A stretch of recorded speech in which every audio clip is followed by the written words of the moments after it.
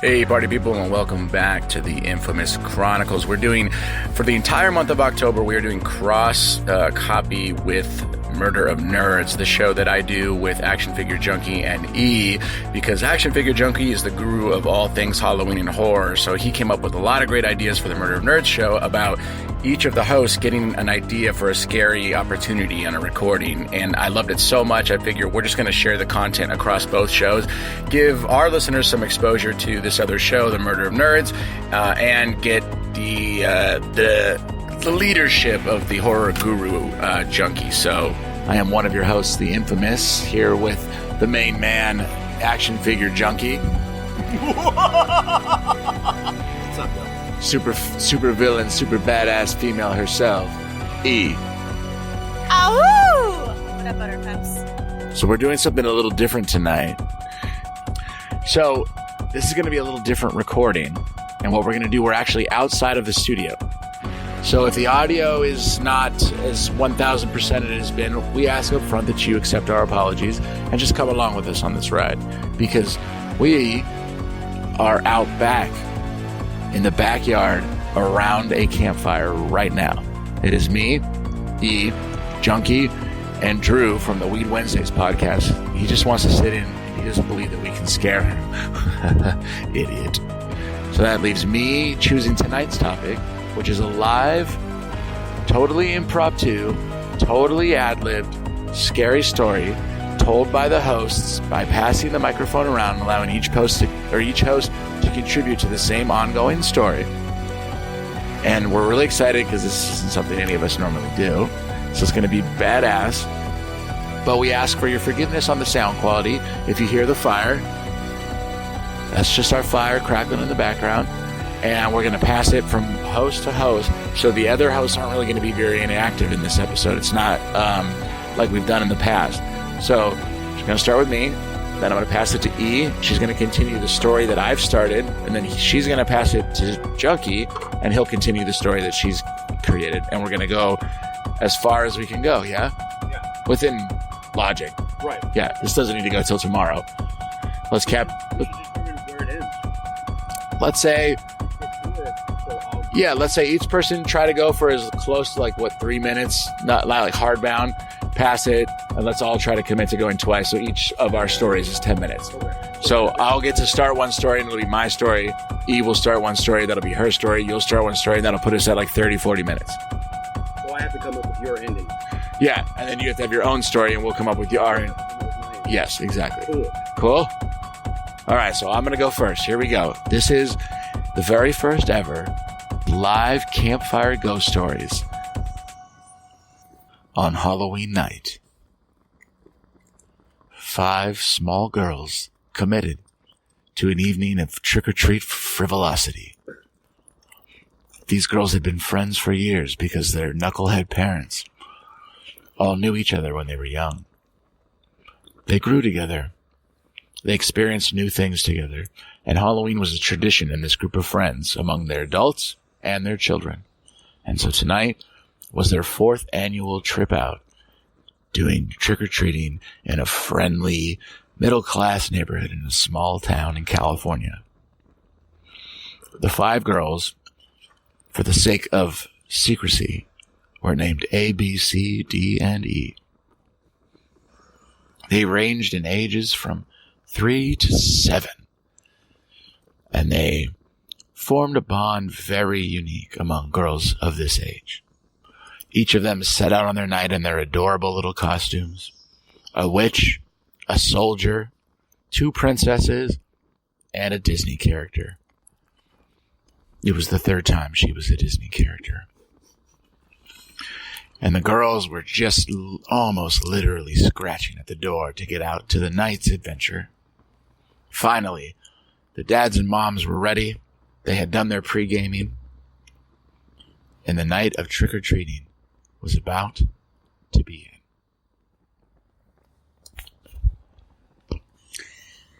The girls ages 3 to 7 are ready to go out. They're kicking, screaming, crawling, ready to go out the door.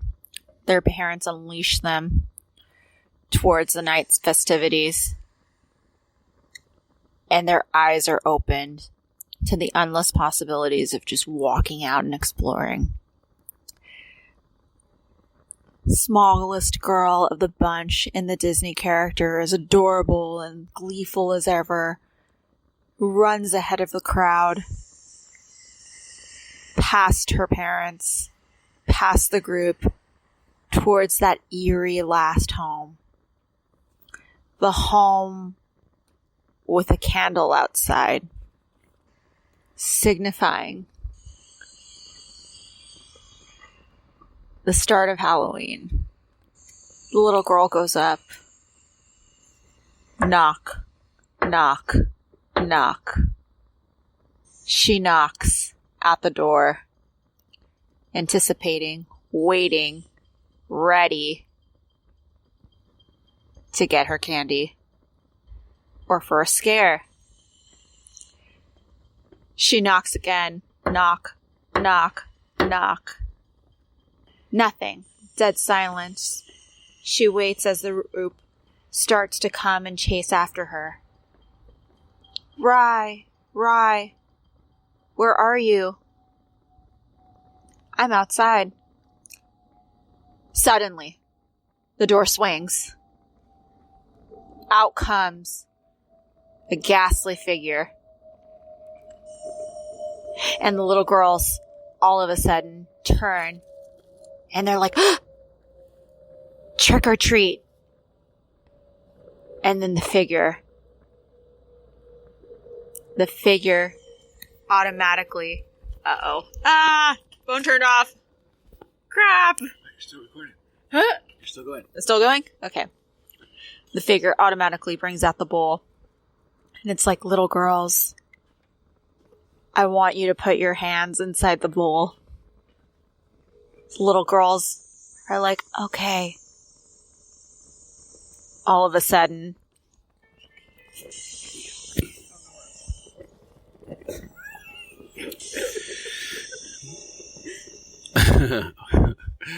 all of a sudden, they go to stick their hands in the bowl, and he pulls it away quickly and screams in their face, "Rah!"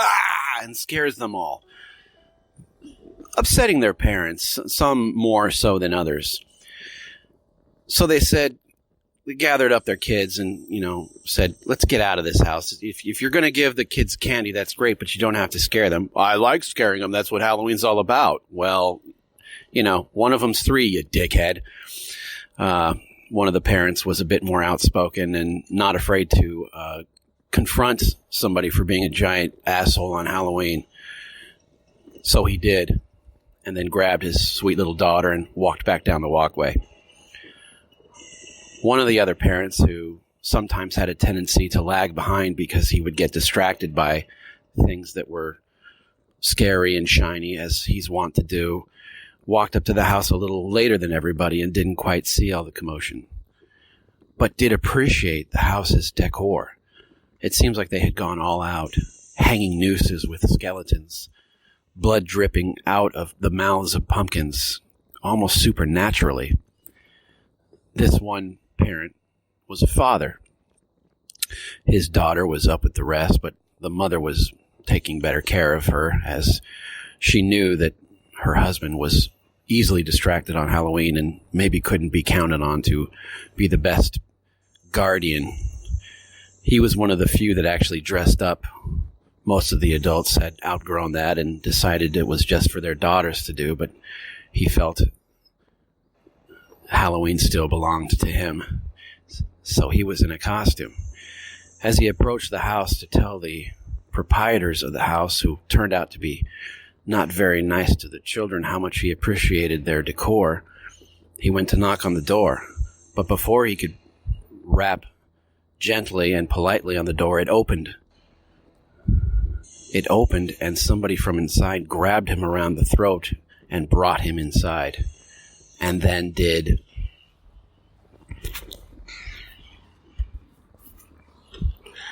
The hands threw the parent into the wall, strangling at his throat.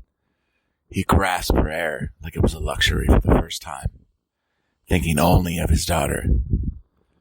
Suddenly, the hands let go, and a small, pathetic laugh came. The parent realized he was being, for the lack of a better word, punked. And the house belonged to two parents who were out of town for that weekend, and their douchebox children decided it would be funny to mess with this parent. But they didn't know the revenge that comes with Halloween. They didn't know the anger that rests just beneath the surface of a pissed off father. You see, this parent, what most people didn't know, had escaped mental illness as a child. A mental illness that grew into a rage and a deep hatred for his abusive father. And he hid this just below the surface of that smile that only few really trusted. And as he made his way back to his comrades, feeling slightly defeated, that sick smile creeped up to the left side of his cheek. That smile he hid from his family. That smile of who he really was. And he headed back to his group with wicked plans.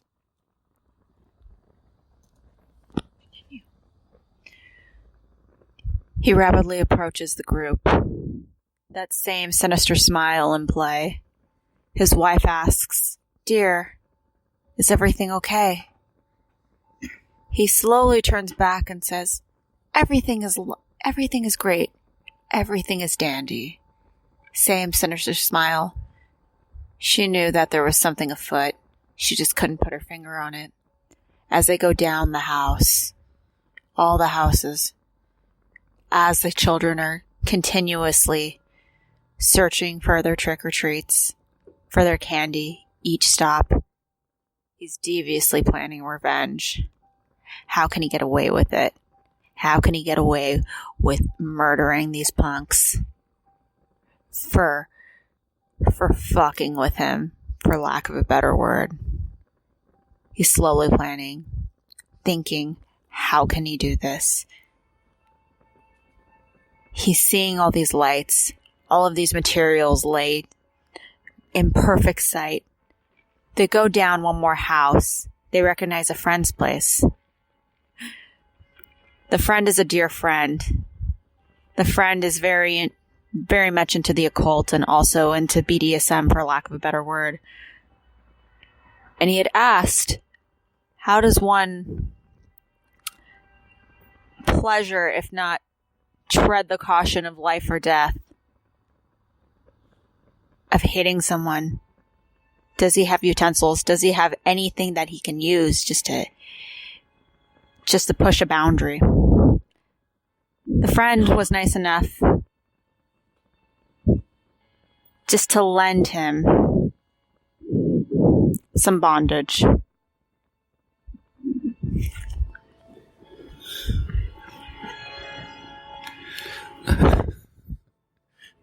So he happily took the gear, which included a ball gag, some real handcuffs, Smith & Wesson police issue, and a cat of nine tails, and thought, well, I'm not going to kill the fucker, but I'm definitely going to ruin their Halloween. So he took the gear, went up to his wife and the rest of the group that they were with and said, "Oh, hey, by the way, I left my wallet. I think it may have fallen back at that house that we were just at. You guys go on, I'll catch up. But keep going. I'll be there when I'll be there." His wife gave him a quiz look, and he just said, "Don't worry, it's fine. I'm pretty sure I know where I dropped it. Keep going. I'll catch up. I know where to find you."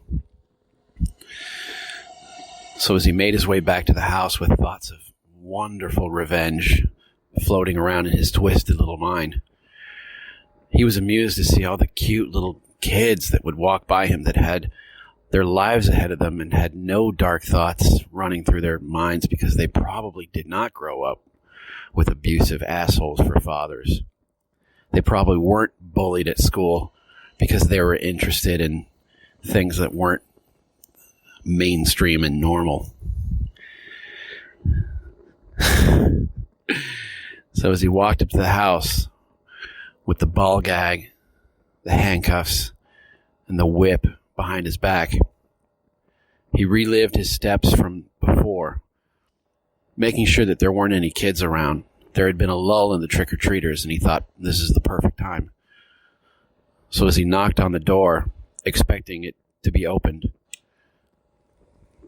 the owners of the house, or their douchebox son, as it were, swings the door open and goes to grab him by the throat, but before he can, he has a pair of handcuffs slapped over his wrist. He's immediately thrown against the open door, his face pressed into the window, and then his other arm is brought up behind him, and he's handcuffed. The father then gleefully throws him onto the ground with his hands behind his back and mounts him from behind, forcefully attaching the ball gag so that he can't scream anymore, and then takes out the cat of nine tails and dangles it in front of his face to let him know what's coming. The douchebox son stares up at him with utter terror in his eyes. Halloween isn't supposed to be like this. I'm supposed to be the one pranking people. Well, not tonight, motherfucker. Not tonight. The father, elated with the revenge he's soon about to enact, grabs him by the wrists on the handcuffs and pulls him out to the front yard for all to see. And then he pulls out the whip and lightly brushes it across the guy's back. Once, twice, and then lays into him with the hardest whip, immediately ripping through the cheap Target Halloween costume that he had bought in order to terrify adults and children alike.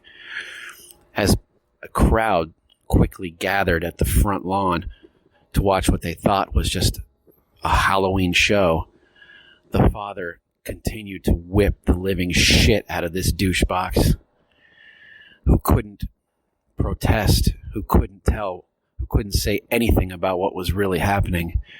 And at one point, somebody in the crowd started to cheer and clap. "These are great effects. You even used great-looking fake blood." "Yeah, I did, didn't I?" said the father. And then to top everything off, he took one of those interesting pumpkins that looked like it was dripping blood and then smashed it over the asshole's head. And then picked up his keys and his wallet and his bondage gear and went back to join the rest of his group, merrily trick-or-treating, saying nothing to his friends, his wife, or the children. Good job, team. Ooh, Yeah. That was hard. That concludes the first story, which we will call Trick or Treat, Motherfather. Trick or fucking treat. Next up, E's story.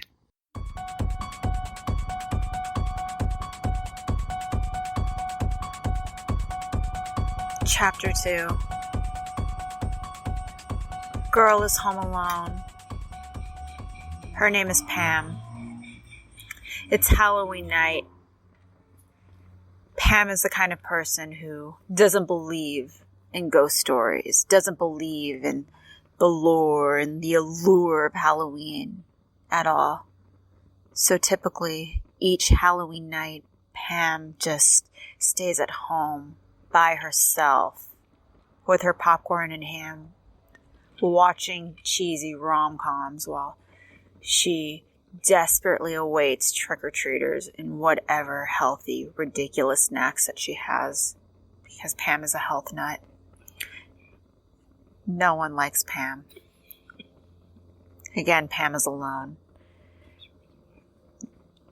It's 8 o'clock at night, and in her usual fashion for Halloween, she's in her PJs, desperately awaiting trick-or-treaters, awaiting validation as she recently got out of a divorce, shitty, terrible relationship.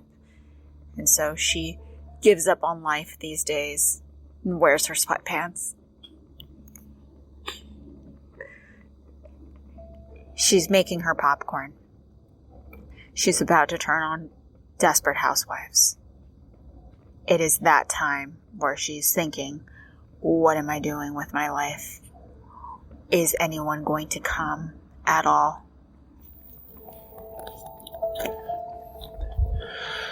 Just as she's about to turn on the television and watch her designated slice of pop cheese, all the power in her house immediately goes out. Within 1 second, there's a loud rapping at her door. In threes. What the fuck?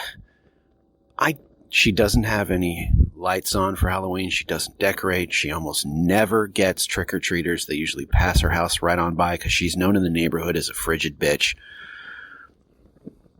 But for some reason, there's a knock at her door.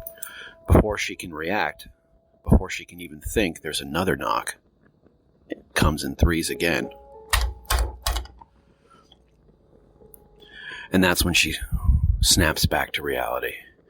She makes her way to the door in the pitch dark, essentially from muscle memory. Thinking in her head, what the fuck? I'm going to give these idiots what for? They want to play a Halloween prank on me. They don't know who they're messing with. She carefully and quietly walks up to the door. They think they're going to scare me. Well, I'm going to scare them. She has full intentions of whipping the door open as fast as she can and screaming into the face of whoever's out the front. Be it man, woman, or child, she doesn't care. Because Pam's that kind of bitch. She carefully and quietly places her hand around the doorknob and slowly turns it. She whips the door open as fast as she can, and just as she's about to scream into the face of whatever poor sucker had chosen her house on Halloween night, she sees her front porch is completely empty. The only problem is, her house seems to be the only one without power. She glances up and sees that the street light in front of her house is still going and looks around at her neighborhood and notices that all the other lights are on. It just happened to her house. Well, fine. They want to cut my power out and play ding-dong ditch. I've dealt with this kind of shit before. She closes her door, and the moment she closes it, a loud thump in her back door coincides with the closing of the door. And she wonders if she imagined it. Could have been an echo. It was kind of hard to tell. It seemed to happen at the exact same time that she closed her front door. Just as she's thinking about it, there's another set of 3 raps at her door.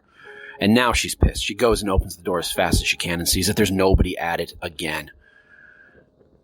And then the lights come on.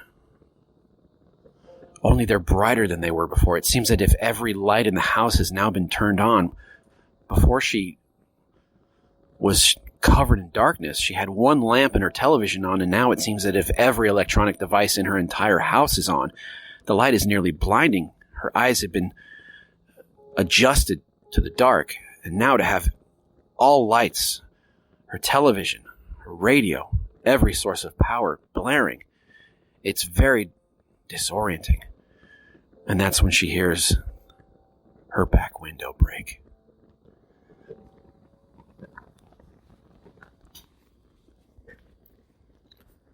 An eerie creak. The kind of creak that you think to yourself is almost cliche. The door slides open. There are moments where you anticipate bad things. You can almost visualize them right before they happen. And in this moment, she thought, would have sworn to a jury that there was a figure standing on her doorstep. But a few brief moments later, it's an empty porch. Nothing there.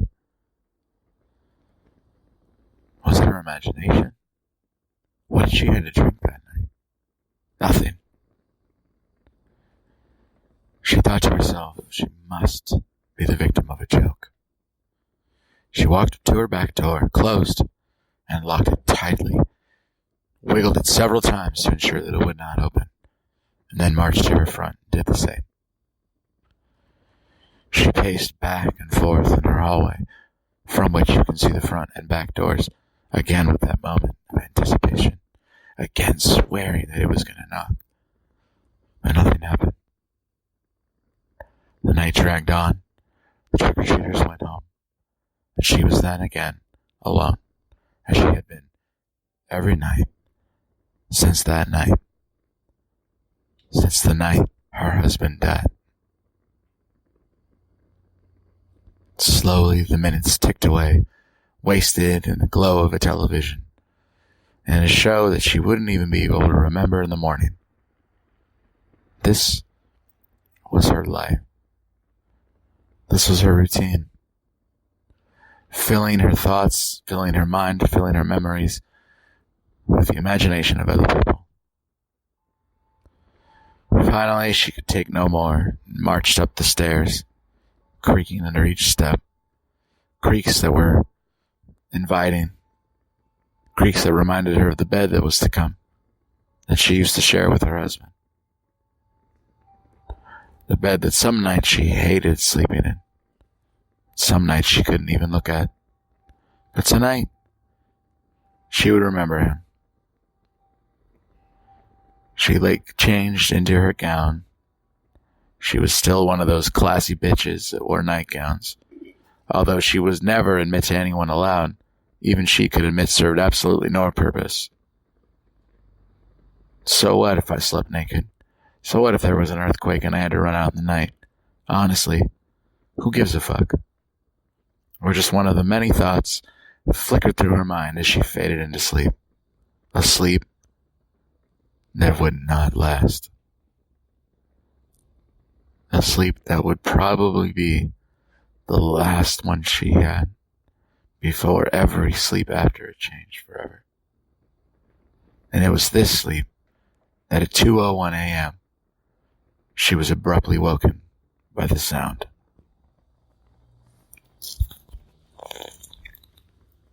She was abruptly awoken by the sound of a loud bang. Bang. She hears. She jolts up with energy, like she's wide awake, not knowing what is going on. The banging continues. She isn't prepared. She doesn't know what to do. She's home alone, by herself. Nothing to protect her. No guns. Nothing. She grabs the closest thing that she can think of, which is her dead husband's golf club. She holds it, clutches it for dear life, and she walks downstairs, not knowing what that abrupt sound is. It is 2:45. She doesn't know what to do, and she hears a sound. She turns on all the lights.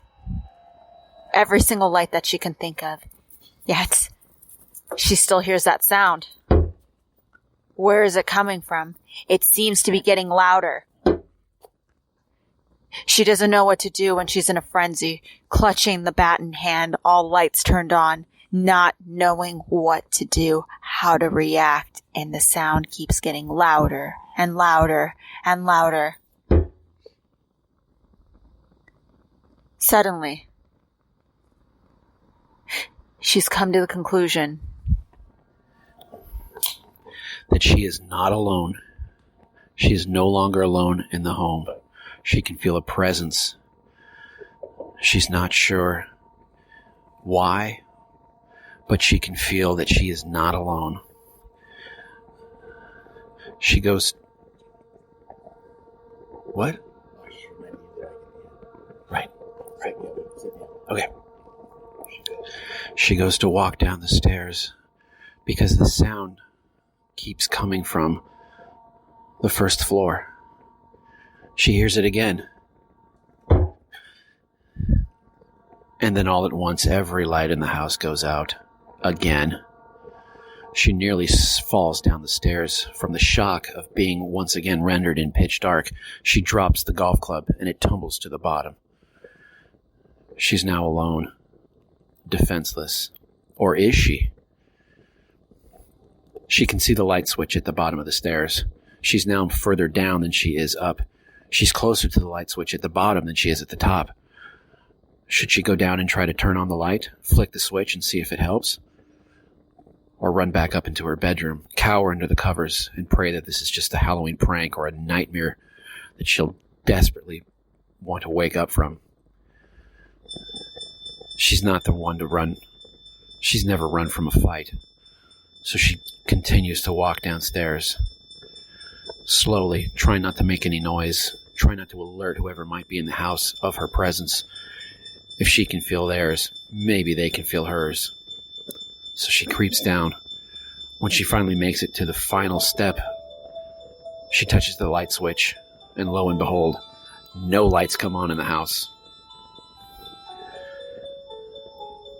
All of a sudden she feels, as much as she sees, a shadow move through the kitchen. The light casting the shadow from the street light out on the street.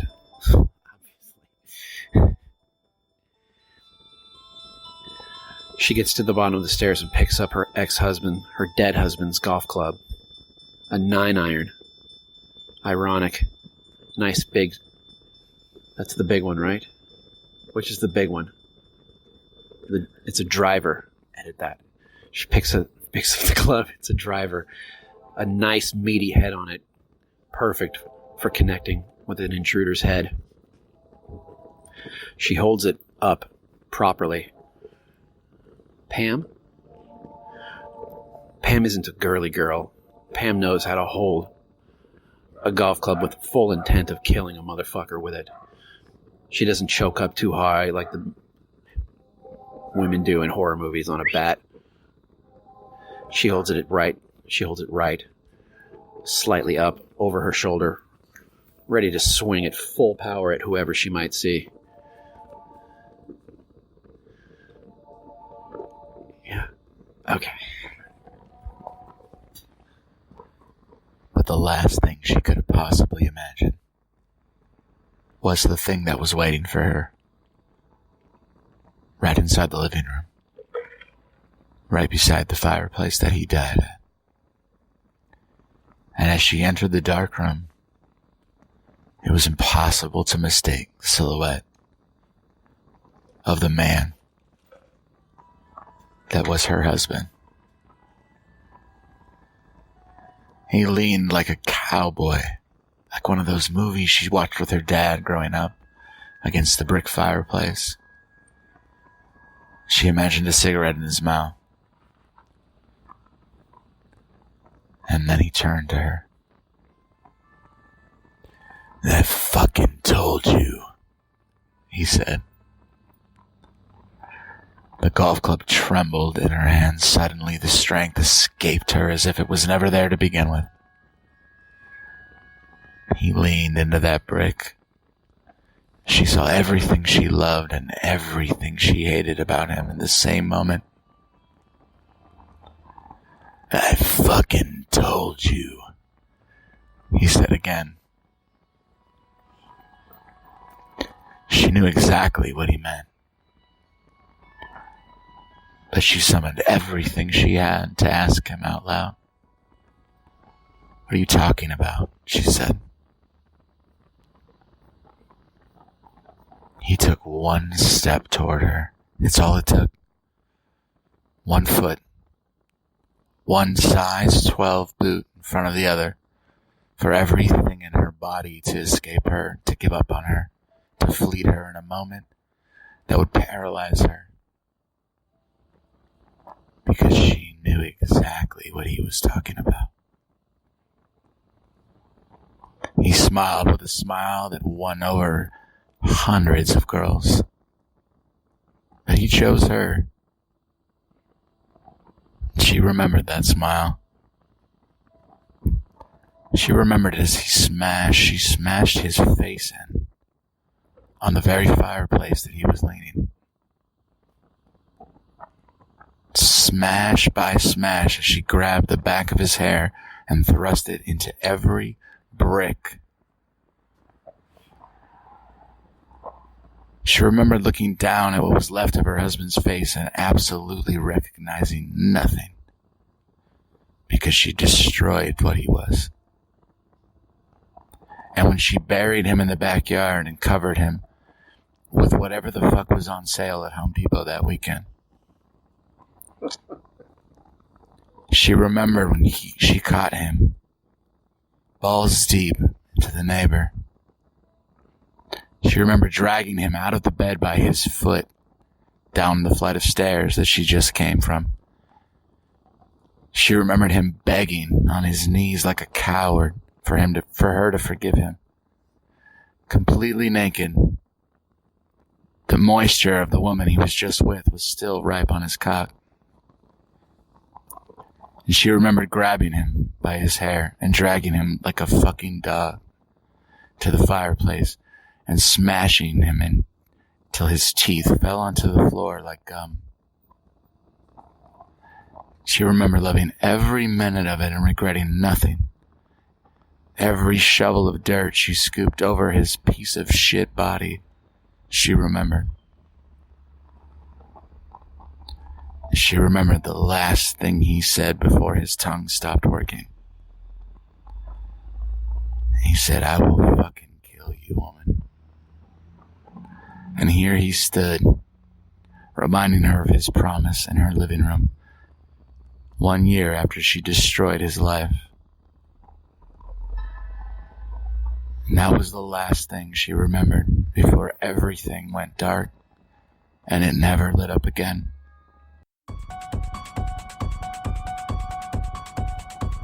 Chapter 3, New Story. The Cemetery. They had been getting together to spend their Halloweens in this dark, dreary, very typical middle America cemetery since their second year of high school. They didn't really have anything else to do, the five of them. Jim, Jerry, Tom, Ann, and Carrie.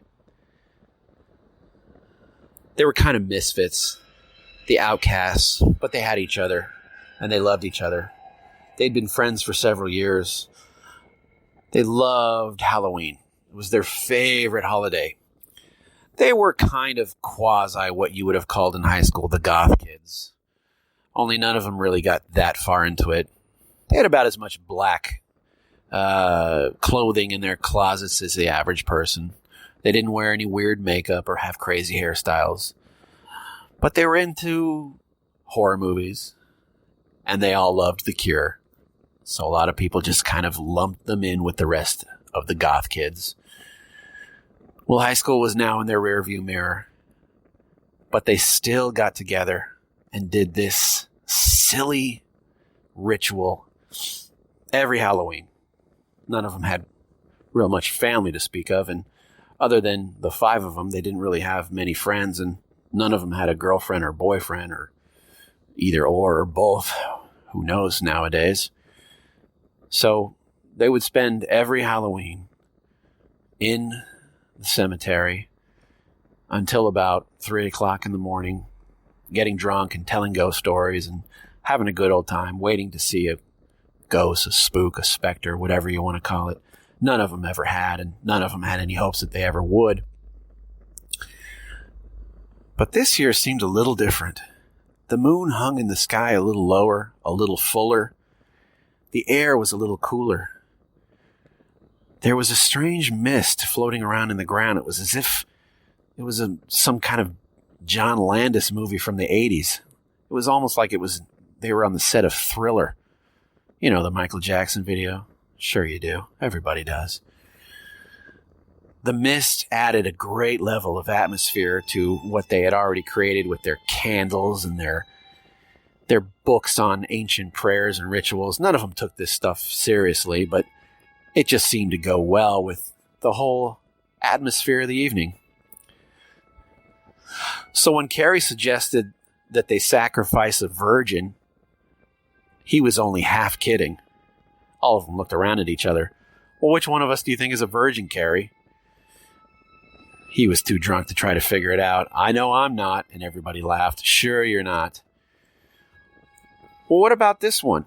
This one says that if you were to carve a pentagram into a tombstone and then drip blood on it, you could definitely speak with the spirit of whoever was buried there. Bullshit, they called on him. But he was serious and he wanted to do it. All right, Anne said, I triple dog dare you there, you stupid fuck, to do that. Go ahead, see if it works. Well, I'm not going to use my blood. I'm not a virgin, said Carrie. Who said anything about it needing to be a virgin? Just do it. All right, fine. He was tired of being tormented by Anne. She had always given him the most shit. She had always called him on every kind of bullshit he could ever conjure up, so he wanted to put her in his place this time. He carved a pentagram after he pulled a rusty old switchblade out of his pocket, always trying to look the part. That was Carrie. He carved a pentagram into an old, ancient tombstone. The person had been dead since 1890. And then, without missing a beat, he sliced open his palm and squeezed his hand together to drip blood right onto the pentagram. The four of them just kind of stared at him like, what the fuck? Carrie had always been kind of full of shit, but he was actually going through with it. And then he held his hands, palms up, spread out like Jesus on the cross, looked up into the air, and called out to the spirit.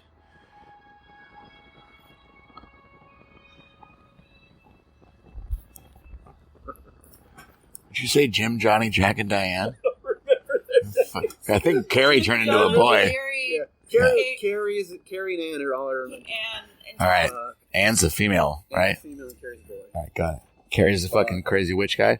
Yeah. All right, got it. I couldn't remember after I said him. So as Bruce Springsteen, Jack, and Diane, and Carrie, and Anne were at the graveyard, there's a sense you get sometimes of what the fuck. And this was a big what the fuck moment for everyone. Everyone except Carrie. It was almost like he had been waiting for this. It was almost like Carrie knew what he was doing. And as he screamed at the sky, and as the blood dripped from his hand, nobody could deny the way that the ground felt. That shaking feeling.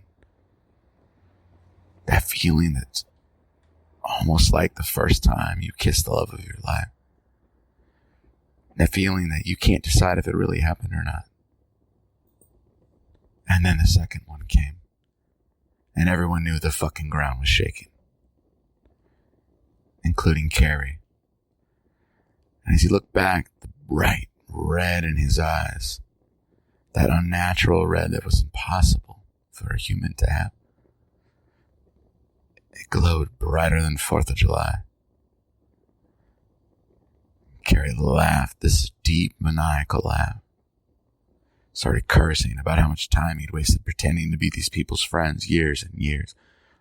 All to get one virgin, one single virgin into this stupid fucking cemetery. But in 2019, your odds of finding a virgin were 1 in 8,007,027. Carrie had to be patient. Finally, one of these bitches was a virgin. Because the 427th other time that he had tried this over the years, decades, millennium of repeated life that he had lived, the ground had never shaken. Not even once. Twice, he felt, was a pretty good sign. And as it shook and shook and shook, and he laughed and laughed and laughed, he loved every second of terror in his weak friends' faces and eyes. He could feel them afraid of what was going to happen. He could feel them terrified that they had no idea who the devil was. And he fucking loved it. The sheer terror in his friend's eyes, or his supposed friend's eyes, the look of confusion, distraught, pain. He was excited. He was getting wrecked from it. He had waited so long just to summon it, to summon the other entity from the other side. The thing that he prayed for. The darkness that he felt that the world needed to see. Or maybe in his mind, the light. So the earth kept shaking and shaking, and as the blood kept dripping from his hands and on the pentagram, he knew that the entity was coming, hungry, ready to feast on the sacrifices of his friends. Carrie knew he had the control to give the entity what it wanted, what it so desperately desired, which was human flesh. Who would be the first victim? Carrie had to choose. Jesus. Carrie immediately pointed his hands at his group of friends who were now on their knees in pure terror. In a voice that was supernatural, in a voice that was not his, in a voice that he had never spoken with, called out to the three of them, as his mouth did not move, "Which one of you's first?" They looked around at each other as if in disbelief. Is he serious? Their thought.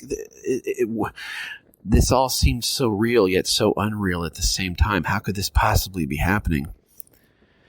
Carrie slowly looked from one to the next, and then he came back to Anne, and he gave her a look that ran her blood cold, a look that said, "Oh, for sure it's you. It's always been you. You, the perpetual cock tease. You who likes to tell stories of the men she's seduced, yet you've never shared an intimate moment with a man in your entire life. You're the only one here who could have shaken the ground." In a moment, in a second, in a heartbeat, her eyes met his, and she knew exactly why he had picked her. She knew that he had seen deep into her soul and known that all of her stories of her conquests, of the men she'd been with, of the dates she'd gone on, and the seductions and the stories of fucking strangers were all bullshit. It was as if she was trying to impress him this entire time and never had. She knew it was her. She knew she was the chosen one. So he stared at her and felt the darkness rising inside of him, felt like his blood was boiling, felt like his skeleton was getting bigger, felt like his cock was getting bigger for sure. His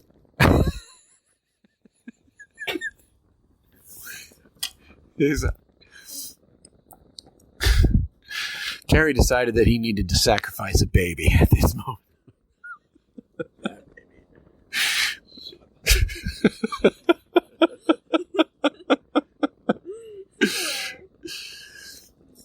Their eyes met, and as he drew her closer to him with the sheer force and will of his mind, she floated in the air slowly and then quicker, and then she was next to him, his hand reaching for her.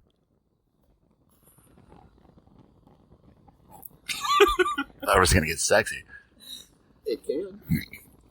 This is the Murder of Nerds IT department. We'd like to apologize for any baby sounds that you have heard in the background of this podcast. There tends to be a baby loose in the backyard where this podcast has been recorded, and we apologize for any baby-sounding background special effects that were not meant to be included in tonight's preceding and preluding podcast material. Thank you. This has been an IT presentation. We murdered it.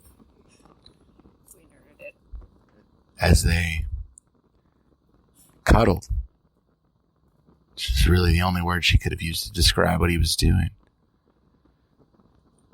The spit in her mouth swelled to a point where she could choke. She wanted to escape. She could feel him under her, throbbing, desperate for her. She wondered for a moment if the sacrifice meant her to him or her to something worse. She couldn't think of which would be the worst way to go out. He grinned and took a selfish grab at her chest for no other reason other than that he could. She tried to slap at him, but it meant nothing. It was as if slapping at a cold stone wall. His face was ice. He just smiled. She looked down and realized his hand was still on her breast and that it meant as nothing to him as it did to her. And then the shaking started again. And the very mouth of the grave opened, as if a Venus flytrap preparing for its meal. It just opened, and there was red everywhere, glowing, bright, haunting red, as if the other colors that existed in the world suddenly faded from existence. It was just red. Red, and the guy whose name has escaped me, but it was a girly sounding name, Kyle or something. Carrie. Just Red and Carrie. The reflection of the color just dancing on his face reminded her of a person being on fire. She thought, this is hell. This is what hell looks like. If only she knew that this was, in fact, what your hell will look like. As the mouth of the cemetery opened from grave to grave to grave, it was a gap in the core of the earth that expanded beyond what she could see. But it was for her. And the strangest part was that she wasn't afraid. It was as if this is where she was always going to end up. It was as if this was why she was here, and everything about her life and her memories and her existence were gone, and this was it. This was the moment. This was all that ever is or was. And then he threw her into that moment. And as she fell farther than she could have ever imagined the distance being, there was nothing but that red. She kept plummeting into the red. The red engulfed her entire being, engulfed every fiber of her being. Her skin was crawling. That red even went inside her, penetrated her, ripped her. And yet, when she felt that her body was being torn apart, it's as if she kept repeating that same moment over and over and over again. That splitting feeling of being penetrated, of being broken into and being repaired. She was stuck in a loop. In the loop, which she was destined for. Her cage. her end. She kept repeating over and over again that sensation, all while seeing Carrie's sinister smile on the other side. And I did it. I don't know. How do I operate this contraption? What did you do? I don't know. I heard. What happened after Sinister? You're still going. I'm still going? Shoot. I don't know how to end this. It's your turn to end, right? Put your sexy voice back on and go back to Sinister Smile. I don't know if I'm more scared or more excited. Keep doing it. Go. All while seeing Carrie's sinister smile. As he smiles, he says to her, "This is what you deserve, bitch. For all of those times, for all of those teases, you have brought this upon yourself." All right, boys and girls. Well, that concludes your first night of terror for our Halloween month. That was pretty exciting. I actually loved getting the chance to do that. I don't know if you guys know this, but the podcast for the Infamous Chronicles originally started as a way for me to promote my second novel that I published and kind of cope with being a new dad and not being able to sleep at night. So it's really exciting because I haven't published anything since then, since the beginning of the Infamous Chronicles. So to get to a point now here, well past episode 100, and get to sit down with friends and start brainstorming like this. And you have to remember, nothing we said in the stories was written. It was all impromptu right there on the spot, for better or for worse. But we are talking about an idea of actually writing these stories down, doing some Christmas horror stories, bundling them together as like an Infamous Works horror Christmas book that we want to publish in December with short stories, which would be really exciting. So again, we're partnering up with Murder of Nerds all this month. The nerd-related podcast that I do with Action Figure Junky and E, and we're going to be cross-sharing our content this month because Junky's kind of the resident Infamous Works horror guru. He's obsessed with it, so we're following his lead on this one. Came up with the idea of each host doing, multiple weeks. It sounds really fun. So that was actually my week. You guys got to hear my week over here on the Infamous Chronicles too. But go back and listen to some old Murder of Nerds episodes before the Halloween one, and stay with us after. And as always, of course, continue listening to the Infamous Chronicles. Wherever you are listening to this, hit the G-damn subscribe button. It does a lot for the show. And I hope you guys enjoyed your first spooky campfire story with the Infamous Chronicles.